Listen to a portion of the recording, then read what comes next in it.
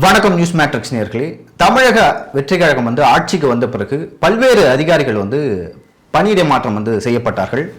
அதில் குறிப்பாக அருண் ஐபிஎஸ், திமுக ஆட்சி காலத்தில் கொலைச்சிய அருண் ஐபிஎஸ் இங்க தமிழக வெற்றி கழகத்தின் ஆட்சியிலும் ஒரு முக்கிய பொறுப்பில் பதவியில் அமர்த்தப்பட உள்ளதாக தகவல்கள் வந்த வண்ணம் இருக்கின்றன. அது என்ன பதவி, யார் மூலமாக அந்த பதவியை பெறப்போகிறார் என்று பல்வேறு விஷயங்கள் குறித்து பேச இருக்கிறோம். பாருங்கள் சார். வணக்கம். வணக்கம் லியோ, எப்படி இருக்கீங்க? ரொம்ப நல்லா இருக்கு சார். நீங்கள் எப்படி இருக்கீங்க? இப்போதுதான் சிறையிலேருந்து வந்தேன். ஏன் வீடியோ போடல என்ன கேட்குறாங்க எல்லாம். நிறைய சிக்கல்கள் இன்னும் தொடருது, விரைவில் தொடங்குவோம். சரிங்க சார். நீங்கள் நேற்று இதெல்லாம் நினைக்கிறேன், நேற்றுக்கு முன்தினம் எக்ஸ் தளத்தில் ஒரு பதிவிட்டீங்க. என்னன்னா, விடுதலை சிறுத்தைகள் கட்சியோட தலைவர் தொல் திருமாவளவன் அவர்கள் ரொம்ப ப்ரெஷர் கொடுக்குறாரு அருண் ஐபிஎஸ் அவர்களுக்கு ஏதாவது ஒரு பதவி, இங்கே முக்கியமான பதவி கொடுக்கப்பட வேண்டும் அப்படின்னு. அதே போல திமுக ஆட்சி காலத்தில் கொலாச்சி ஐஏஎஸ் ஐபிஎஸ் ஆஃபீஸர்கள் முக்கியத்துவம் இல்லாத பதவிகளுக்கு போயிருக்காங்க. ஆனால் அருண் ஐபிஎஸ்க்கு மட்டும் ஏன் இவ்வளோ அழுத்தம், ஏன் இன்னுமே அவரை அப்படியே நிறுத்தி வச்சிருக்காங்க, எங்கேயுமே போடாமல்? திரு அருண் ஐபிஎஸ் அவர்கள் எந்தெந்த வகையிலெல்லாம் தாவேக அரசுக்கு அழுத்தத்தை தர முடியுமோ அந்தந்த வகையிலெல்லாம் தாவேக அரசுக்கு கடுமையான அழுத்தங்களை கொடுத்து நல்ல பதவிக்கு வந்துவிட வேண்டும் என்று கடும் முயற்சி எடுத்துக்கொண்டிருக்கிறார். நான் ட்வீட் பண்ணியிருந்தது போல தொல் திருமாவளவன், செல்வ பெருந்தகை, இன்னொன்று 2 பேருமே கூட்டணி கட்சிகள், அவர்களின் ஆதரவில் தான் இந்த ஆட்சி நடைபெற்று கொண்டிருக்கிறது. அவர்கள் ஆதரவு வாபஸ் வாங்கினாங்கன்னா ஆட்சியை கவிழும் இல்லையா? அப்படிப்பட்ட சூழ்நிலையில் ஒரு அதிகாரிக்கு போஸ்டிங் வேணும்னு கேட்கும்போது அதை போட்டு தரதுல என்ன பெரிய சிரமம் இருந்துட்டு போகுது? இல்லை, இவங்க யோசிக்க மாட்டாங்களா? நம்ம ஆட்சிக்கு வருவதற்கு பிரச்சாரம் செய்யறதுக்குலாம் ஒரு தடையாக இருந்தார். பல்வேறு வகையில் தலைநகரில் விஜய் அவர்களை பாதியிலே பிரச்சாரம், நீங்கள் சிறையில் இருந்திருப்பீங்களா, தலைமுறை வந்திருப்பீங்கன்னு நினைக்கிறேன். அப்போ நிறைய இடங்களில் விஜய் அவர்கள் பிரச்சாரத்தை கேன்சல் பண்ணிட்டு போனார். அதற்கு முக்கிய காரணம் அப்போது சென்னை ஆணையராக இருந்த, காவல் ஆணையராக இருந்த அருண் ஐபிஎஸ்னு சொல்லப்பட்டது. சரிப்பா, நீ என்கிட்ட வேலை செஞ்சுட்ருக்க, ஏதோ ஒரு தப்பு பண்ணிட்டு உன்னை வேலை நீக்கம் செய்யக்கூடிய அளவுக்கு ஒரு தப்பு பண்ணிட்டேன்னு வச்சுக்கோ. சரின்ட்டு உன்னை கடும் கோபத்தில் இருக்கேன், காலில் பிடிச்சிக்கிட்டு கெஞ்சினேன்னா நான் என்ன பண்ணுவேன்? பாவம் இல்லையோ, இவ்வளோ நாள் நம்ம கூட இருந்துட்டான், தெரியாமல் பண்ணிட்டான் போல, போய் தொலைது. அந்த மூடுக்கு அரசாங்கம் சென்று விடுமோ என்ற அச்சத்தின் காரணமாகத்தான் சில விஷயங்களை பொதுமக்களுக்கும் முதல்வர் அவர்களின் கவனத்திற்கும் கொண்டு செல்ல வேண்டும் என்பதற்காக தான் வந்துருக்கேன். இந்த அருண் ஐபிஎஸ்ஸால் பொய் வழக்குகளில் கிட்டத்தட்ட 60 வழக்குகள். 3 நாள் மட்டும். உனக்கு தெரியும், நீங்களே நீதிமன்றத்துக்கு வந்தீங்க. நீங்கள் சேனலை விட்டு போன பிறகு நடந்த சம்பவத்தில் உங்களை குற்றவாளியை செத்துருக்காங்க. ஆமாம் இல்லையா? அந்த மாதிரி ஒரு ப்ரொடியூசர் ஆஃபீஸ்க்கே வரல இல்லையா? தெரியாது, யாருன்னே தெரியாது. அவரை நீங்கள் கொலை முயற்சி பண்ணதான் இன்றைக்கி வழக்கு. நீங்களே வழக்குகளை எதிர்கொண்டுறீங்கல்ல, அதில் தான் எனக்கு கைது பண்ணாங்க. சரி, அப்போ நீங்கள் இல்லை ஆஃபீஸில், கரெக்டாக இல்லை? இவங்க சொல்கிற 1/7/2025 நினைக்கிறேன், 25 அந்த டேட்டில் நீங்கள் ஆஃபீஸில் இல்லை. அப்போ திருமணத்துக்கு அதுக்கு ஒரு லீவ் எடுத்துட்டீங்கன்னு நினைக்கிறேன் நான். ஆமாம். அப்போ இப்படி சேர்க்குறாங்கன்னா இது எவ்வளோ பெரிய கொடுமை. போய் சிறையில் இருந்தீங்க, நீங்கள் சிறையை போய் பார்த்துட்டு வந்துட்டீங்க. நீங்கள் ஒரு ஜேர்னலிஸ்ட்டு, நீங்கள் ஏங்க சிறையை பார்க்கணும்? அப்படி என்ன தப்பு பண்ணீங்க? இன்னொன்று, திரு அருணன் ஐபிஎஸ் அவர்கள் மீது இல்லாததும் பொல்லாததுமான குற்றச்சாட்டுகளை எல்லாம் நான் சொல்லியிருக்கிறேன்னா அதை புரிஞ்சுக்க முடியுது, அவர் கோபப்படுறதில்ல. விசாரித்து ஆதாரபூர்வமாக குற்றச்சாட்டுகளை சுமத்தியிருக்கிறேன். இன்னும் 2 நாட்களில் சென்னை உயர்நீதிமன்றத்தில் திரு அருண் அவர்கள் ஆஜராக வேண்டும் என்று சென்னை உயர்நீதிமன்ற அமர்வு உத்தரவிட்டிருப்பது செய்தித்தாளில் படிச்சிருப்பீங்க. நீங்கள் அது என்ன வழக்குன்றது தெரியுமா உங்களுக்கு? இல்லை, யாரோ ஒரு சுதீஷ் அவர்களுக்கும் ஒரு ரியல் எஸ்டேட்டுக்கும் தகராறு, டீப்பாக எனக்கு தெரியாது. ஒரு ப்ராப்பர்ட்டி டிஸ்பியூட்டுங்க. சரியா? அப்போது நீங்கள் என்கிட்ட லேண்டை விற்கிறீங்க, நான் அதை ப்ரொமோட் பண்ணி உங்களுக்கு சில வீடுகளை தரதா சொல்கிறேன். அந்த வீடுகளை நான் சொன்ன தேதியில் கொடுக்கல, இவ்வளோ தான் டிஸ்பியூட். அந்த நபர் சிறையில் குண்டர் சட்டத்தில் இருக்கிறார் இல்லையா? ஆமாம். ஷர்மா பேர், அவர் சிறையில் சந்திச்சிங்க.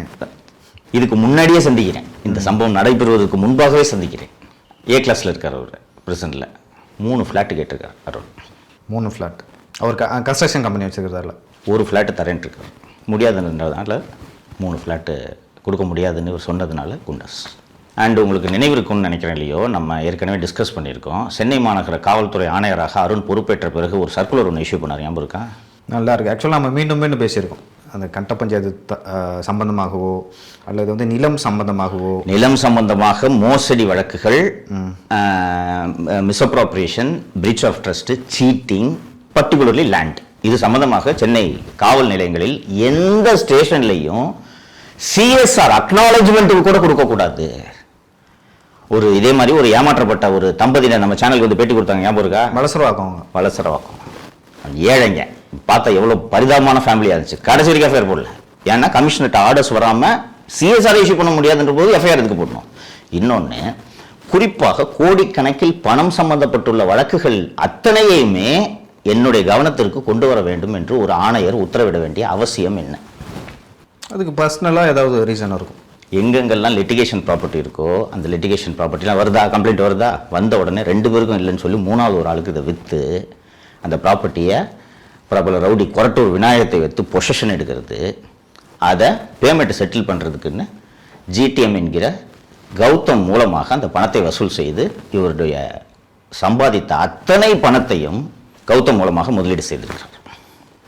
நான் உங்களுக்கு ஒரு ஆவணம் அனுப்பிச்சிருக்கேன், வருமான வரித்துறை நோட்டீஸு. சரியா? அது பார்த்தீங்கன்னா அது என்ன டாக்குமெண்ட்ன்றதை சொல்லிடுறேன்.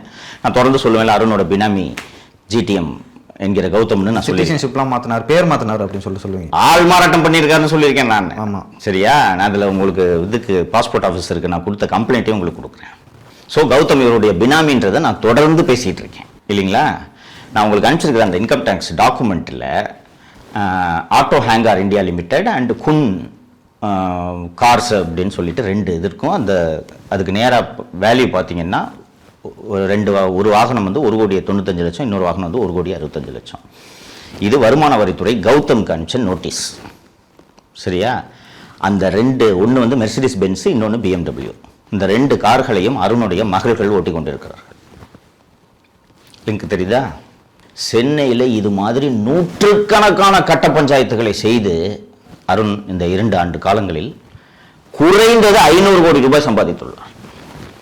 இப்படிப்பட்ட ஒரு அதிகாரியை, லஞ்ச ஒழிப்புத்துறையால் கைது செய்யப்பட வேண்டிய ஒரு அதிகாரியை லஞ்ச ஒழிப்புத்துறைக்கு இயக்குநராக போடக்கூடிய சூழல் இன்று நிலவுகிறது என்றதை பொதுமக்களுக்கும் முதல்வரின் கவனத்திற்கும் கொண்டு வரணுன்றதுக்காக தான் இது அந்த உங்கள்கிட்ட இன்னைக்கு அழைச்சி நான் பேசணுன்னே சொன்னேன். நான் இல்லை சார், இப்போது எனக்கு என்ன கேள்வினா, என்னதான் வந்து இப்போ சில ஜெயலலிதா அவர்கள் இருந்தாலோ இல்லை கருணாநிதி அவர்கள் இருந்தாலும் என்ன பண்ணுவாங்கன்னா, ஏதாவது ஒரு அதிகாரி தங்களுக்கு எதிராக செயல்பட்டால் தூக்கி டம்மி போஸ்டிங்கில் போடுவாங்க, இல்லை காத்திருப்போர் பட்டியலில் வைப்பாங்க, இல்லை நீங்கள் சொல்கிற மாதிரி மண்டபத்தில் போட்டுருவாங்க, மண்டபம் கேம்பில். இதுதான் நடைமுறை. ஸோ இவருக்கு வந்து யார் சப்போர்ட் பண்ணுறாங்க, யாரை போய் மீட் பண்ணார், இவர் எதுக்கு இவருக்கு தரணும் அப்படின்னு ஒரு விஷயம் இருக்குல்ல. இப்போ வந்து தராங்கன்னா ஏதோ ஒரு யாரோ ஒருத்தவங்களோட ப்ரெஷர் வந்து டிவிகேவில் இருக்கலாம், டிவிகேவில் வந்து ரெஃபர் பண்ணிருப்பாங்க யாராவது. அந்த மாதிரி நான் பெயரை குறிப்பிட விரும்பவில்லை, யார் மூலமாக இவர் அணுகுகிறார் என்று பெயரை குறிப்பிட விரும்பவில்லை. ஆனால் முதல்வருக்கு அழுத்தம் தரப்படுகிறது அவர் கட்சியை சேர்ந்தவர்களாலேயே. அப்போ நீங்களே ஊச்சிக்கலாம், விஜய்க்கு நம்பிக்கையானவங்க எத்தனை பேர் இருக்காங்க கட்சியில்? விரல் விட்டே எண்ணிடலாம். அவர்களில் ஒருவரை திரு அருண் அவர்கள் அணுகியிருக்கிறார் என்று புரிந்து கொள்ளலாம். இன்னொன்று, இந்த போஸ்டிங் கிடைக்கணுன்றதுக்காக யார் காலையும் விழுவதற்கு அருண் தயாராக இருக்கிறார். இப்போ அவரை லஞ்ச ஒழிப்புத்துறை விசாரிக்கணும், அதை லஞ்ச ஒழிப்புத்துறைக்கு அவர் இயக்குனராக போட்டால் அவர் எப்படி அவரே விசாரிப்பார்? இன்னொன்று, முதல்வர் யோசிக்கணும், மணல், டாஸ்மாக், KN இது போல திமுக அமைச்சர்கள் மீது பல்வேறு ஊழல் குற்றச்சாட்டுகளை லஞ்ச ஒழிப்புத்துறை விசாரிக்க வேண்டும், விசாரணை செய்யவில்லை என்று கடந்த ஆட்சி காலத்தில் புகார் எழுந்தது. இடி பலமுறை கடிதம் எழுதியது, உங்களுக்கு நினைவு இருக்கும். திமுக ஆட்சியில் சட்டம் ஒழுங்கு கூடுதல் டிஜிபியாகவும் சென்னை மாநகர ஆணையராகவும் இவ்வளவு செல்வாக்கோடு இருந்த ஒரு அதிகாரியை நீங்கள் இந்த லஞ்ச ஒழிப்புத்துறையின் இயக்குநராக நியமித்தால் அவர் யாருக்கு விசுவாசமாக இருப்பார்? அங்கே போய் சம்பாதிப்பார். உன் மேலே எஃப்ஐஆர் போடாமல் இருக்குது, இவ்வளோ காசு கொடுங்க சம்பாதிப்பார் இல்லையா? நடக்கும். அண்ணன் நேருக்கிட்ட கேட்டால் கொடுக்க மாட்டாரா? எஃப்ஐஆர் போடாமல் இருக்குது ஒரு 50 கோடி கேட்டால் கொடுக்க மாட்டாரா? கண்டிப்பாக கொடுப்போம். ஜெயிலுக்கு போயிடுவார். எஃப்ஐஆர் போட்டால் இடி உள்ளே வந்துடும் இல்லையா? ஸோ இப்போ ஒரு நேருக்கு கேட்டார்னா கொடுக்க மாட்டாரா? கண்டிப்பாக. மணல் விசாரணை எப்படி நடக்கும், டாஸ்மாக் விசாரணை எப்படி நடக்கும்? ஸோ உங்களுக்கு வந்து திமுக ஸ்பையாக கூட மாறலாம்ல. ஆமாம். ஸோ ஒரு ஆட்சி நடத்துறதுன்றது அத்தனை எளிதல்ல. நீங்கள் எதிர்கட்சியாக இருக்கும்போது ஆட்சிக்கு வரதுக்கு முன்னாடி என்ன வேணாலும் பேசிட்டு நீங்கள் இருந்துடலாம். ஆனால் ஆட்சிக்கு வந்த பிறகு கூடுதல் பொறுப்போடு இருக்க வேண்டும். இன்னைக்கு இந்த தாவேக பதவியேற்று 15 நாட்களில் ஏராளமான வன்முறை சம்பவங்கள் நடந்திருக்கின்றன, குற்றங்கள் நடந்திருக்கின்றன என்று கடும் விமர்சனங்கள் வருவதை நீங்கள் பார்க்க முடியும். காவல்துறை சரியா இல்லாததுனால தானே இவ்வளவு பிரச்சனைகள் நடந்திருக்கு. அப்போ இந்த காவல்துறையை சீர்திருத்த வேண்டிய பொறுப்பில் முதல்வர் இருக்கிறார். ஒரு உழுக்கணும், அந்த அளவுக்கு டிபார்ட்மெண்ட்டில் டிசிப்ளின் போச்சு. இது போன்ற உங்களுக்கு கொஞ்சம் யோசிச்சு பாருங்க இல்லையோ, ஒரு சிட்டி கமிஷனரு உட்காந்து கட்டப்பஞ்சாயத்து பண்ணிட்டு இருக்காருன்னா, லேண்ட் டீலில் உள்ளே பூந்து எனக்கு இத்தனை ஃப்ளாட்டு கொடுன்ட்டு மிரட்டி வாங்குறாருன்னா கீழே இருக்கவன் எப்படி நேர்மையாக இருப்பான்? கமிஷனரே பண்ணுறாரு நம்மளுக்கு என்ன? ஆமாம். எங்கேயாவது இவ்வளவு அட்ராசிட்டி ஒரு மீடியா ஹவுஸ் மேலே ஒரு ஆஃபீஸர் கட்டவிழ்த்து விட முடியுமா? எந்த ஆட்சியிலாவது நடக்குமா? அதை செய்த அதிகாரிக்கு நீங்கள் மகுடம் சூட்டுகிறீர்கள் என்றால் நீங்கள் என்ன மாதிரியான முதல்வர்? இதற்காகவா மக்கள் உங்களுக்கு வாக்களித்தார்கள்? நீங்கள் சொல்கிறது சரி சார். இப்போ தமிழக வெற்றி கழகத்தில் இருக்கிற சில பேர் வந்து இருக்காங்க, அவருக்கு எதிராக அருண் ஐபிஎஸ்க்கு எதிராக இருக்காங்க. அவங்க வந்து விஜய் அவர்களும் சொல்ல மாட்டாங்களா? இல்லை, இங்கே ஏற்கனவே வந்து நம்ம சந்தீப் ராய் ராத்தோர் இருக்கார், அவருக்கும் அருண் அவர்களுக்கும் 7ஆம் பொருத்தம் உங்களுக்கே தெரியும். சிஎம் போடுங்கன்னு சொல்லும்போது இந்த அதிகாரிகள் எப்படி எதிர்ப்பு தெரிவிக்க முடியும் என்று நீங்கள் நினைக்கிறீர்கள்? நீங்கள் கேட்டீங்க, நல்ல அருமையான கேள்வி தான் கேட்டீங்க சார். இவங்கெல்லாம் இருக்காங்களே, எப்படி சார் இது நடந்துரும்ட்டு. சிபி சக்கரவர்த்தி என்பவர் சென்னை தெற்கு இணை ஆணையராக இருந்தார். சென்ட் தாமஸ் மாநிலம் இருந்தார் நினைக்கிறேன். சவுத்து இருந்துட்டு ஜேசி ஆகிட்டார். டிஐஜியாக ப்ரமோஷன் ஆனவுடனே ஜாயின்ட் கமிஷனர் ஆகிட்டார். அவர்கிட்ட கூப்பிட்டா ஆதம் பார்க்கும் லிமிட்டில் தான் வருது, பொய் கேஸ் போட்டு விடுன்னு சொல்கிறாரு. முடியாதுன்றாரு. அவர் இப்போ எங்கே இருக்கார் தெரியுமா? காகித ஆலையின் விஜிலன்ஸ் அதிகாரி. டிஎன்பிஎல் கம்பெனி இருக்குல்ல, அதோட விஜிலன்ஸ் ஆஃபீஸர். நம்ம மேலே வழக்கு போட மாட்டேன்னு சொன்ன அதிகாரி. அவருக்கு பிறகு அந்த இடத்திற்கு வந்தது யார் தெரியுமா? செஃபாஸ் கல்யாண். இன்றைக்கி எங்கள் அம்மாவோட பிறந்த நாள். அம்மா உமன் போலீஸை விட்டு அம்மா ட்ரெஸ்ஸை விட்டு சோதனை பண்ணாங்க.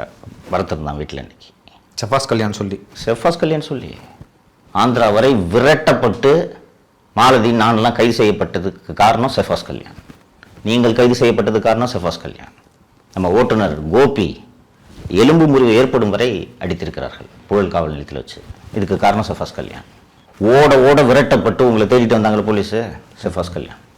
நம்ம எடிட்டர் சத்யமூர்த்தியோட பேரண்ட்ஸ், வயசான பேரண்ட்ஸ் டெல்லியில் இருக்காங்க. டெல்லியில் போய் அவங்க வீட்டில் போய் 6 மணி நேரம் மிரட்டியிருக்காங்கப்பா, வயசான பெற்றோரில். செஃபாஸ் கல்யாண். அந்த டிரைவரோட மனைவி மிரட்டப்பட்டாங்க. ரொம்ப மோசமான, அதை சொல்ல கூட விரும்பல. அந்த செஃபாஸ் கல்யாண் இப்போ எங்கே இருக்காரு? உளவுத்துறையில் டிஐஜி தெரியுமா?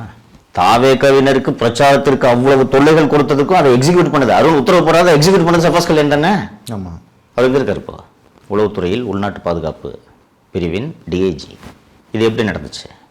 அதுபோல் இந்த தவறும் நடக்கக்கூடும். இந்த தவறை முதல்வர் அவர்கள் செய்துவிடக்கூடாது என்பதற்காகத்தான் உங்கள்கிட்ட இவ்வளோ விரிவாக இந்த ஆதாரங்களை எடுத்து வச்சிருக்கேன். இது வரைக்கும் திரு அருண் அவர்கள் சம்பாதிச்சது 500 கோடி. செஞ்சு தரேன்னு சொல்லிட்டு இப்போ கௌதம் தானே எல்லாத்தையும். இப்போ ஃபார் எக்ஸாம்பிள் உனக்கும் எனக்கும் கம்பெனியில் தகராறு, பார்ட்னர்ஷிப்பு, 2 பேரும் பிரிஞ்சிடறோம். நான் வந்து ஒன்று நீ 50 கோடி ஏமாத்திட்டேன்னு சொல்கிறேன், நீ வந்து எம்னை வந்து நான் தான் 50 கோடி ஏமாத்திட்டேன்னு சொல்கிறேன். நடுவில் ஒரு 50 கோடி இன்வால்வ்மெண்ட் இருக்குல்ல. இந்த 50 கோடியோ உனக்கு சாதகமாகவோ எனக்கு சாதகமாகவோ அவனை தூக்கி உள்ளே வச்சு நான் உனக்கு வாங்கி தர்றேன் என்று சொல்லி ஒரு தரப்பை மிரட்டி ஒரு தரப்பை தூக்கி உள்ள வச்சிருது. யாருக்கு ஃபர்ஸ்ட் ஆஃப் கௌதம் அப்ரோச் பண்ணி காசு கொடுக்குறானோ அவன் தப்பிச்சான். அது பாட்டியை தூக்கி உள்ளே வச்சு குண்டாஸ் போட்டு விட்ருக்கு. அருண் ஐபிஎஸ் சென்னை மாநகர காவல்துறை ஆணையராக வந்த பிறகு 2025ஆம் ஆண்டில் மட்டும் 1025 குண்டாஸ் சென்னையில்.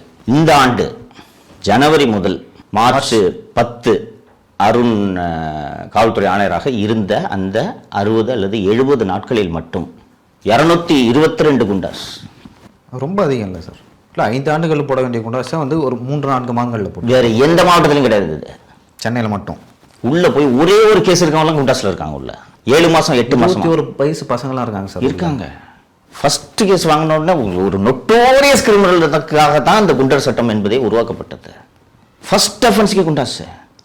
திமுகவுக்கு எதிராக செயல்பட்டார் என்பதற்காக ஒரு பஞ்சாயத்து பிரசிடென்ட் மேலே பொய்யா போக்சோ கேஸ் போட்டு குண்டாஸில் இருக்கிற உள்ள தெரியுமா? 300 கோடி ப்ராப்பர்ட்டி இன்வால்வ். அதில் சபரீசன் அவர்கள் வாங்க முயற்சி செய்த ப்ராப்பர்ட்டி வேற வாழ்க்கை போயிடுது. இந்த குடும்பத்தை பற்றி தான் தெரியும்ல. 600 கோடி ப்ராப்பர்ட்டியை 70 கோடிக்கு கேட்டிருக்காங்க. அவர் கொடுக்க மாட்டேன்றாரு. கொடுக்க மாட்டேன்னு சொல்லிட்டு மார்வாடி இன்னொருத்தர் சேர்ந்து வேற ஒருத்தருக்கு வித்துறாங்க. அது அந்த வேறு ஒருவர் பொய்யான போக்சோ வழக்கில் 8 மாதமாக சிறையில் இருக்கிறார். உங்களுக்கு நினைவு இருக்கும், அந்த ஃபர்ஸ்ட் இந்த ரெட் பிக்ஸில் இந்த பெண் காவலர்களை அவதூறாக பேசிட்டேன்னு சொல்லிட்டு ஒரு அந்த வழக்கில் தானே முதல்ல கைது பண்ணது. அப்போ ஆமாம், கோயம்புத்தூர். அப்போது அந்த கோவை சிறையில் கை உடைக்கப்பட்டதில் இதற்கு காரணம் அருண். செந்தில்குமார்னு ஒரு ஜெயிலர் நினைக்கிறேன். இருவரும் ஒரே சமூகம். அப்போது இந்த வழக்கெல்லாம் அப்போது சட்டம் ஒழுங்கு கூடுதல் டிஜிபி இருந்தார் இல்லையா, தமிழ்நாடு பூரா கேஸு. சென்னை சிட்டி கமிஷனர்னு சென்னையில் பல்வேறு ஸ்டேஷனில் கேஸு. எனக்கு இந்த மாதிரி பாதிக்கப்பட்டவங்க வந்து தகவலை கொடுக்குறாங்க. ஒரு மெயில் ஒன்று அனுப்புகிறேன் உங்களுக்கு பாருங்கள். நான் இந்த கௌதம் ஆள்மாறாட்டம் செய்தவர். 2010 தங்க கடத்தல் வழக்கில் 5 வழக்குகளில் கைது செய்யப்பட்டு சிறையில் இருந்தவர். அப்புறம் இந்த கௌதம் தன்னுடைய பெயரையே மாற்றிக்கிட்டு, முன்னாடி ஒரிஜினல் பேர் மகேஷ்ன்ற ஆள் தன்னோட பெயரையே மாற்றிக்கிட்டு கௌதம் என்று ஆள்மாறாட்டம் செய்து பாஸ்போர்ட் வாங்குறாரு. அது குற்றம் தானே ஆள்மாறாட்டம் செஞ்சு பாஸ்போர்ட் ஆகுறது. 2 ஆதார், 2 டிரைவிங் லைசன்ஸு. ஸோ சமீபத்தில் இந்த கௌதமோட பாஸ்போர்ட்டு எக்ஸ்பைரி ஆகிடுது. ஸோ பாஸ்போர்ட் ரெனியூ பண்ணணும். ரெனியூ பண்ணுறதுக்கு பாஸ்போர்ட் ஆஃபீஸில் உங்களுக்கு passport renewal and fresh passport ரெண்டுக்குமே போலீஸ் வெரிஃபிகேஷன் தேவை. அந்த போலீஸ் வெரிஃபிகேஷனுக்கு பதிலாக ஐஏஎஸ் அல்லது ஐபிஎஸ் ஆஃபீஸர் எனக்கு சம்மந்தப்பட்ட நபரை 7 ஆண்டுகளுக்கு மேல் தெரியும் என்று ஒரு சர்டிஃபிகேட் கொடுத்துட்டாங்கன்னா வித்தவுட் போலீஸ் வெரிஃபிகேஷன் பாஸ்போர்ட் கொடுத்துருவாங்க. நான் இந்த கௌதம் என்ற நபரை பற்றி விரிவாக இது ஆள்மாறாட்டம் செய்திருக்கிறான்றது நம்ம சேனல்ல போட்டிருக்கோம்னு நினைக்கிறேன். டாக்குமெண்ட்ஸ்லாம் டிஸ்பிளே பண்ணிட்டோம். இதுக்கு பிறகு அருண் ஐபிஎஸ் அவருக்கு போலீஸ் வெரிஃபிகேஷன் சர்டிஃபிகேட்ல கையெழுத்து போட்டு பாஸ்போர்ட் வாங்க உதவி செய்யறாருன்னா ஏன் செய்யணும்? இப்போது கௌதமோட பாஸ்போர்ட் ரத்து செய்யப்பட்டு விட்டது. நாங்கள் அந்த மெயில் புகார் அனுப்பிச்சிருக்கேன்ல, அதுக்கு பிறகு ரத்து செய்யப்பட்டு விட்டது. ஏன் கொடுக்கணும்? இப்போ இந்த தொடக்கத்தில் சொன்ன அந்த BMW, மெர்சிடிஸ் பென்ஸு, காரு இதெல்லாம் புரியுதா? 2 வருஷத்தில் 500 கோடி சம்பாதிச்ச ஒரு அதிகாரியை கொண்டு போய் நீங்கள் லஞ்ச ஒழிப்புத்துறைக்கு நியமிக்கிறீங்கன்னா திமுக அரசுக்கும் இதற்கும் என்ன வேறுபாடு என்ற கேள்வி எழுமா எழாதா? இப்போ அதையும் தாண்டி முதலமைச்சர் விஜய் அவர்கள் அருண் ஐபிஎஸ் அவர்களை டிவிஎஸ்சியில் இயக்குநராக நியமிக்கிறாங்கன்னு வச்சுங்களேன், எந்த மாதிரியான மாற்றங்கள் இல்லை தாக்கங்கள் உங்களுக்கு எனக்குமே கூட நடக்கலாம், நம்ம கூட அரெஸ்ட் பண்ணலாம் திரும்ப. ஸோ அந்த மாதிரி ஏதாவது நடக்கிறதுக்கு வாய்ப்பு இருக்கா? அருண் ஐபிஎஸ் இன்னும் சம்பாதிக்கிறதுக்கு முதல்வர் அவர்கள் உதவி செய்கிறார் என்று தான் புரிந்து கொள்ள வேண்டும். அந்த தவறை செய்ய மாட்டார்னு நம்புகிறேன். அதனால் உங்கள் சேனல் வழியாக முதல்வருக்கு இந்த செய்தியை சொல்லிவிடுகிறேன். எத்தனை அழுத்தங்கள் வந்தாலும் திருடனிடம் சாவியை ஒப்படைப்பது நல்ல நிர்வாகத்திற்கு அழகல்ல என்பதை முதல்வர் அவர்கள் புரிந்து கொள்ள வேண்டும். இந்த 2 ஆண்டு காலத்தில் 2.5 ஆண்டு காலத்தில் இப்போ இந்த சர்க்குலர் ஒன்று நம்ம டிஸ்கஸ் பண்ணோம்ல, இந்த 2.5 ஆண்டு காலத்தில் இந்த சர்க்குலர் போடுறதுக்கான தேவை என்ன? எத்தனை கட்ட பஞ்சாயத்துகள் இது போல நடந்திருக்கிறது? எத்தனை பொய் வழக்குகள் தொழிலதிபர்கள் மீது போடப்பட்டுள்ளன? எத்தனை குண்டர் சட்டம் தவறாக எத்தனை முறை பயன்படுத்தப்பட்டிருக்கிறது? அருண் எந்தெந்த பேரங்களில் ஈடுபட்டார், எவ்வளவு சம்பாதித்தார் என்பதை முதல்வர் அவர்கள் விசாரணை நடத்த வேண்டும். விசாரித்தால் அருண் எப்படிப்பட்ட அதிகாரி என்பதை முதல்வர் அவர்கள் புரிந்து கொள்வார். இந்த விசாரணை கட்டாயம் நடைபெற வேண்டும். சரிங்க சார். இப்போ உளவுத்துறைன்னு ஒரு அமைப்பு இருக்குது சார். உளவுத்துறையிலேருந்தே சொல்லுவாங்க இவரை நியமிக்கலாம், நியமிக்கக்கூடாது அப்படின்னு சொல்லிட்டு. இப்போ இருக்கிற உளவுத்துறை அதிகாரி தலைமை ஓரளவு நல்ல அதிகாரி அப்படின்னு சொல்லிட்டு சொல்கிறாங்க. அவர் சொல்ல மாட்டார், அவர்கிட்ட கேட்க மாட்டாங்களா சஜஷன்? ஒரு விஷயம் புரிஞ்சுக்குங்க இல்லையோ, நீங்கள் ஏற்கனவே சொன்னீங்க, இந்த ஒரு செல்வி ஜெயலலிதா அவர்களோ கலைஞர் கருணாநிதி ஆட்சி காலத்திலலாம் கூட இந்த தவறு செஞ்ச அதிகாரிகள் கடுமையாக தண்டிக்கப்படுவார்கள் அப்படின்ட்டு நீங்கள் சொன்னீங்க. இங்கே ஏன் நடக்கலை அப்படின்ட்டு கேள்வி எழுப்புனீங்க. அது எல்லாமே மெஜாரிட்டி ஆட்சின்றதை மறந்துடாதீங்க. இது மாதிரி கூட்டணி ஆட்சியாக இருந்தால் எவ்வளவு நெருக்கடிகள் இருக்கும். 2Gல ஊழல் நடக்குதுன்றது காங்கிரஸுக்கு தெரியாதா? ஏன் அனுமதிச்சாங்க? திமுக ஆதரவை வாபஸ் வாங்கினான்னா ஆட்சியே கவிழ்ந்துடும் இல்லையா? ஸோ அது போன்ற நெருக்கடி முதல்வருக்கு வரலாம். இன்னொன்று, இந்த நல்ல அதிகாரி தானே உளவுத்துறை அதிகாரி, அவர் சொல்ல மாட்டாரா அப்படின்னு சொல்லிட்டு நீங்கள் கேட்பீங்க. எப்போவுமே நீங்கள் ஒரு விஷயம் புரிஞ்சுக்குங்க, அந்த முதல்வரோட மூடு எண்ணம் எப்படி இருக்குன்றதை பொறுத்து தான் சொல்லணும். சரியா? எல்லா அதிகாரிகளும் பளிச்சுன்னு ராமராஜன் போலவோ கண்ணப்பன் போலவோ, தப்பு சார் இது அலெக்சாண்டர் போலவோ சிறந்த உதாரணம். அதனால தான் கலைஞர் ஜெயலலிதா 2 பேருமே அவர் உளவுத்துறைக்கு வச்சுருந்தாங்க. எவ்வளோ பெரிய அரிது. என்னென்னா பளிச்சுன்னு சொல்லுவாங்க, கண்ணாடி எடுத்து காமிச்சிடுவாங்க, இதாங்க நடக்குது. உங்களுக்கு நினைவு இருக்குன்னு நினைக்கிறேன், அதிமுக ஆட்சியில் செல்வி ஜெயலலிதா முதல்வராக இருந்தபோது அமைச்சர் மேலே எஃப்ஐஆர் போட்டாங்க, ஞாபகம் இருக்கா? அக்ரி கிருஷ்ணமூர்த்தின்னு நினைக்கிறேன். ஆமாம், ஒரு வேளாண் அதிகாரின்னு நினைக்கிறேன், தற்கொலை செய்து கொண்டான்னு சொல்லிட்டு போட்டாங்க. என்னாச்சுன்னு உளவுத்துறை விசாரிக்க சொல்கிறாங்க. கண்ணப்பண்ண பைஜி விசாரிச்சு நடந்திருக்கு மேடம், மந்திரி தப்பு பண்ணிருக்கேன்னு சொல்லிட்டாரு. அப்போ நான் கல்லூரி படிச்சுட்டு இருந்தேன். அது பரபரப்பாக பேசப்பட்டது. ஜூவியில் வந்துச்சு, பத்திரிகையில் வந்துருச்சு. சார் மேடம், சட்டப்படி நடவடிக்கை எடுக்க தான் ஆட்சிக்கு நல்லது சொன்னோன்னே எடுங்கன்ட்டாங்க. அது மாதிரி எல்லா அதிகாரிகளும் சொல்ல மாட்டாங்க, அவங்க கட்சியா இல்லை எதுக்கு நமக்கு பிரச்சனை கோவப்பட்டா அப்படின்னு மூட தெரிஞ்சுக்கிட்டு பேசுவாங்க. ஸோ திரு விஜய் அவர்கள் போடலான்ட்டு நினைக்கிறாருன்னா எதுக்கு நம்ம தடை சொல்லிக்கிட்டேன், சிஎம்ஸ் சாய்ஸ் அப்படின்னு விட்டு அமைதியாக இருந்துட்டாங்கன்னா. இப்போ அதையும் தாண்டி இப்போ கூட்டணி கட்சிகள் நீங்கள் சொல்கிறீங்க அவங்க ஆதரவு வாபஸ் வாங்கிட்டு ஆட்சிக்கு வந்துடும் சொல்லிட்டு, அதையும் தாண்டி விஜய் அவர்கள் அருண் ஐபிஎஸ் போடல. கூட்டணி கட்சிகளால் அதிகபட்சம் என்ன பண்ண முடியும்? நீங்கள் வந்துட்டீங்க, you are part of the government, திரும்ப நீங்கள் போக முடியாது. இப்போ வன்னியரசு அவர்கள் அமைச்சராக இருக்கிறார், இல்லை எனக்கு அமைச்சராக இடம் வேணாம், எனக்கு அருண் ஐபிஎஸ் தான் முக்கியம்னு சொல்லிட்டு திரும்ப போயிட்டு வரேன். நிச்சயமாக வாய்ப்பில்லை, இதற்கு நிச்சயமாக வாய்ப்பில்லை. அதிகாரத்தையும் பதவியையும் சுவைத்தவர்கள் அதை விட்டு சென்றதாக வரலாறே கிடையாது. எப்படி திமுக அதிமுக அடிச்சுக்கிட்டு கிடக்குறாங்கன்றது பார்த்தீங்களா நீங்கள்? அந்த அதிகாரம் கிடைக்கல, இவங்க சுவைக்க ஆரம்பிச்சிட்டாங்க. எப்படி போவாங்க? கட்சி வேணா உடையும். இவ்வளவு பேசக்கூடிய திருமாவளவன் முதல்வர் பதவிக்கு ஆசைப்பட்டாரா இல்லையா? பட்டார். தலித்தை முதலமைச்சராக ஏற்கும் அளவுக்கு தமிழகம் பக்குவப்படலையா? இவருக்கு பதவி ஆசை கொடுக்கணுன்றதுக்கு நம்ம பக்குவப்படணுமா? ஆசை வந்துச்சா இல்லையா? 2 எம்எல்ஏ வச்சுக்கிட்டு சிஎம் ஆகலாம்னு நினைக்கிறீங்களே, பேராசை இல்லையா? 108 சீட்டு ஜெயிச்சிருக்குது ஒரு கட்சி. அந்த கட்சியை தூக்கி ஓரம் வச்சுட்டு கீழே கிடைக்கிற உதிரி கட்சிகள்லாம் சேர்ந்து திருமாவளவனை முதல்வராகணும்னு நினைக்கிறாரு. இவரா அதிகாரத்தை விட்டுட்டு போவார்னு நினைக்கிறீங்க? அதுக்கான வாய்ப்பெல்லாம் கிடையாது. இதை முதல்வர் புரிஞ்சுக்கணுன்றேன். புரியுதா? கூட்டணி கட்சின்னா இந்த மாதிரி தப்பான கோரிக்கைகள்லாம் வைக்க தான் செய்வாங்க. இந்த மாதிரி கோரிக்கை கேட்கணும்னு அவசியம் இல்லை. அவருக்கு ஆட்சிக்கு அவப்பேர் ஏற்படும். முடியாதுங்கன்னு மறுத்துட்டா என்ன பண்ண முடியும்? ஓடி போயிடுவாங்க. நான் இன்னொன்று என்ன சொல்கிறேன், அப்படி ஆதரவு வாபஸ் வாங்கினா தான் ஓடோடி வந்து தோல் கொடுப்பதற்கு அண்ணன் எஸ்பி வேலுமணியும் சிவி சண்முகமும் விஜயபாஸ்கரும் தயாராக இருக்கிறார்கள் அல்லவா? என்ன ஆபத்து உங்களுக்கு? அவங்க எப்பயும் தயார். ஆமாம், இப்பவும் தயாராக இருக்காங்க இல்லையா? அப்போ எங்கே விட்டு போக போகிறாங்க? ஸோ சிஎம் யோசிச்சு நல்ல முடிவாக எடுக்க வேண்டும், எடுப்பார் என்று நம்புகிறேன். இல்லை, இதில் வந்து அண்ணன் திருமாவளவன் அவர்களுக்கு வந்து என்ன லாபம்னு நீங்கள் நினைக்கிறீங்க? அவர் ஏன் வந்து ப்ரெஷர் கொடுக்குறாரு? இருவரும் வந்து அந்த எஸ்சி பட்டியலில் வந்தாலும் வெவ்வேறு சமூகத்தினர். எதன் அடிப்படையில் வந்து திருமாவர்கள் வந்து சப்போர்ட் பண்ணுறாரு? ஒரு ஒடுக்கப்பட்ட சமூகத்தை சேர்ந்தவர், படித்த அதிகாரி ஆயிருக்கிறார். கொஞ்சம் கொள்ளையை தான் அடித்துக் கொள்ளட்டுமே. உயர்ந்த சாதியினரே கொள்ளையடிக்க வேண்டுமா? பட்டியலத்தை சேர்ந்தவர்கள் கொள்ளையடிக்க கூடாதா? அந்த அடிப்படை தான். ஜெயலலிதா அரசாங்கத்தில் சஸ்பெண்ட் செய்யப்பட்ட அதிகாரியை அவர் ஓய்வு பெற்று விட்டார். அதனால் நான் அவர் பேரை சொல்ல விரும்பலை. திருமாவளவன் ஆஃபீஸ்லேயே போய் காத்து கிடப்பார். கலைஞர் கருணாநிதிட்ட சொல்லி விசாரணையெல்லாம் முடிச்சு விட்டு அவருக்கு கூடுதல் டிஜிபி பதவி உயர்வை பெற்று தந்தார் தெரியுமா? இன்னைக்கு இல்லை, திரும்ப அரசியலுக்கு வந்ததிலிருந்து இந்த பற்றி போன்ற பரிந்துரைகளை எல்லா அரசுகளிடமும் செய்திருக்கிறார். ஒடுக்கப்பட்ட சமூகம் கொஞ்சம் யோசிச்சு பாருங்க இல்லையோ. அவர் காரில் இடிச்சிட்டான்றதுக்காக ஒருத்தனை போட்டு 20 பேர் அடிக்கிறாங்க. 2 தட்டு தட்டினேன், சரியாக அடிக்கலை. 2 தட்டு தட்டினேன் சொன்னார் மேடையில். சொன்னார். அதுக்கு எஃப்ஐஆர் யார் மேலே போடணும்? திரும்ப மேலே தானே போடணும். ஆமாம், அவரே ஒப்புதல் வாக்குமூலம் கொடுக்குற மாதிரி தான் கொடுக்குறாருல. போட்டுக்க வேண்டியது யார்? அருண் ஐபிஎஸ் அவர்கள். இப்போ புரியுதா எதுக்கு கைமாறுன்னு? அப்போ கட்ட பஞ்சாயத்துன்னு சொல்லிட்டேன். அப்புறம் கட்ட பஞ்சாயத்து பிரித்து பேச வேண்டுமா தனித்தனியாக? சரிங்க சார், பொறுத்திருந்து நம்ம பார்க்கலாம். அருண் ஐபிஎஸ் மீண்டும் ஒரு முக்கிய பதவியில், அதுவும் தமிழக வெற்றி கழகத்தில் வருவாரா இல்லையா அப்படின்னு சொல்லிட்டு. அப்படி வந்தால் அதனால் பல விளைவுகள் ஏற்படும். அதையும் நம்ம எதிர்காலத்தில் பொறுத்திருந்து பார்க்கலாம். ரொம்ப நன்றி. நன்றி லியோ.